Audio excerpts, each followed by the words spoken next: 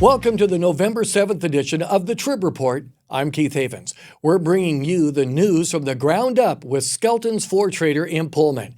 Before we get started, don't forget to subscribe to our YouTube channel so you never miss an episode of the Trib Report. It's free to subscribe. Our first story, voters across the region went to the polls this week for an election filled with local races.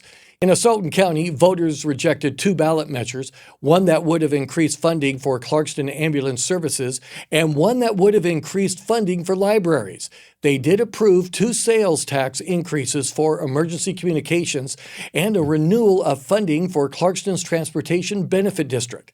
In Lewiston, a bond for a downtown infrastructure project that would have replaced aging sewer pipes was rejected for the second time this year, failing to reach the supermajority needed for approval.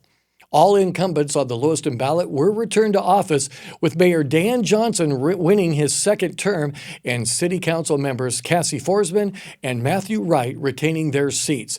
Newcomer Brian Morey won his first term on the Lewiston Council. In Moscow, Haley Lewis was elected the new mayor and will replace current mayor Art Bedigi, who chose not to run. In Garfield County, a $7 million bond to fund new imaging technology and upgrades to the Garfield County Hospital appears to be passing. As of Friday, it was above the 60% threshold needed for approval. For all of the election results, go to lmtribune.com. Now, according to you, our readers, these were the top three stories on lmtribune.com this week. Brian Kohberger has received 5 figures in money while in prison, a judge said Wednesday, as prosecutors seek more restitution for victims' funeral costs from the 2022 Moscow murders. Asotin High's FFA parliamentary procedure team placed second at the National FFA Convention, while violinist Cambry Palmer performed the national anthem before 10,000 people at an NFL stadium in Indianapolis.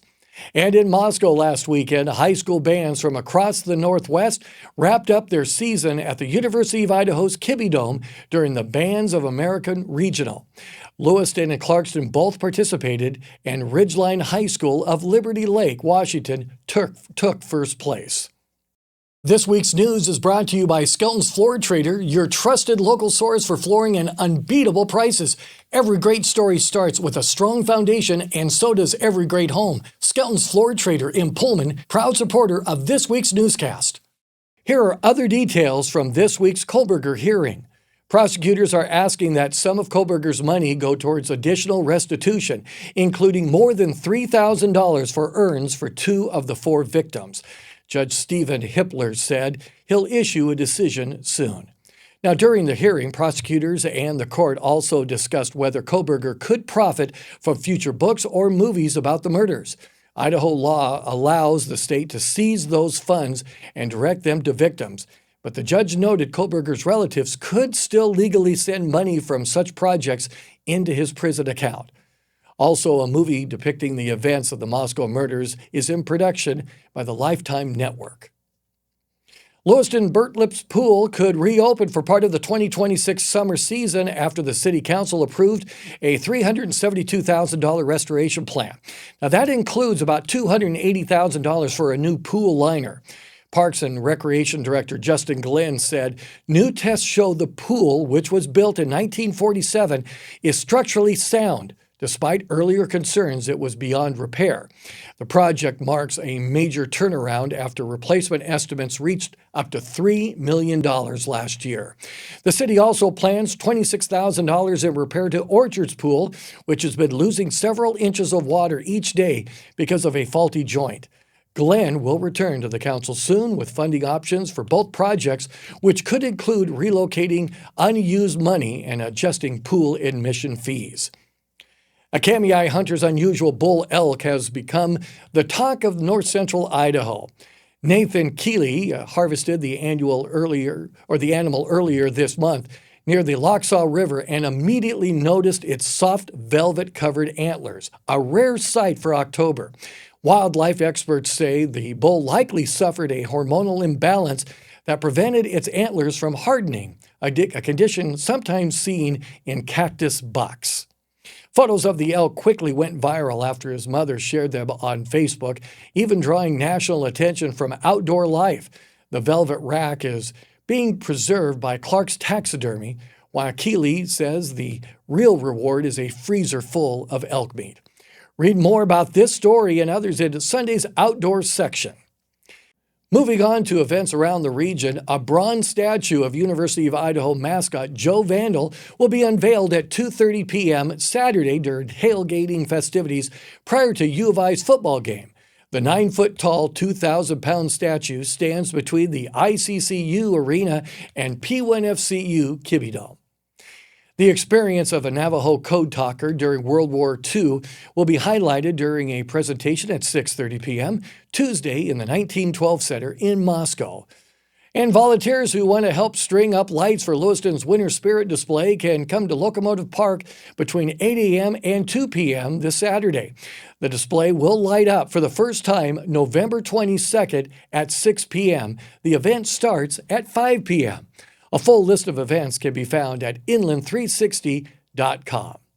In sports, high school playoffs are underway. In football, Kendrick, Logos, Prairie, Deary, and Genesee are all playing playoff games today.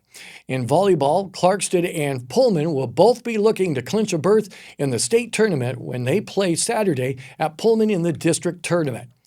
Moscow High celebrated its first girls soccer state championship Thursday with a parade from the high school to the Bear Den.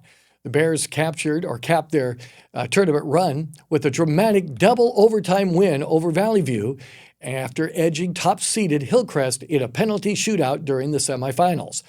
And coming off a 35-32 overtime victory against number 19 Northern Arizona last weekend, the Idaho Vandals will return to the Kibbe Dome to play UC Davis at 4 p.m. Saturday. The game will be shown live on SWX and ESPN+. Let's take a quick look at the Lewiston Tribune's weather update. As we're going into the weekend and next week for the LC Valley, weather is looking really good with some sunshine out there. Temperatures are slowly going to warm up. For tonight, a low of 37, but a high Saturday, 58. Sunday is 62 degrees.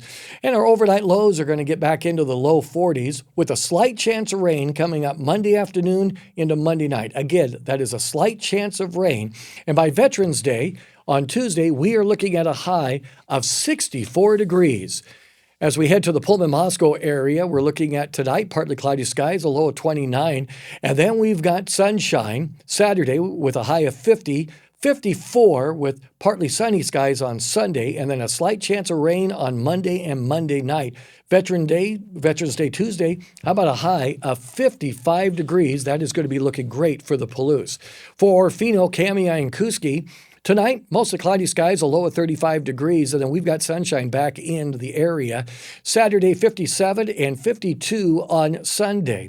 And a slight chance of rain coming in on Monday, 20% chance, and Monday night, also looking at some rain. But on Veterans Day, how about a high of 61 degrees? Again, that is for the Clearwater Valley. For Grangeville, all the way to Winchester for the Camas Prairie area tonight, it is going to get cold down to 29 degrees with partly cloudy skies, but you two are looking at sunshine. Saturday and Sunday, 48 for Saturday, 52 for Sunday, 52 also for Monday with mostly cloudy skies. Then we're looking at a little bit of rain Monday night. But for Veterans Day Tuesday, it gets up to 56 degrees with mostly sunny skies. Well, that's it for this edition of the Trib Report. Our trusted stories and solid foundation are brought to you by Skelton's Floor Trader in Pullman. For these stories and more, visit lmtribune.com or check out the link in the description. I'm Keith Havens. As always, thank you very much for watching.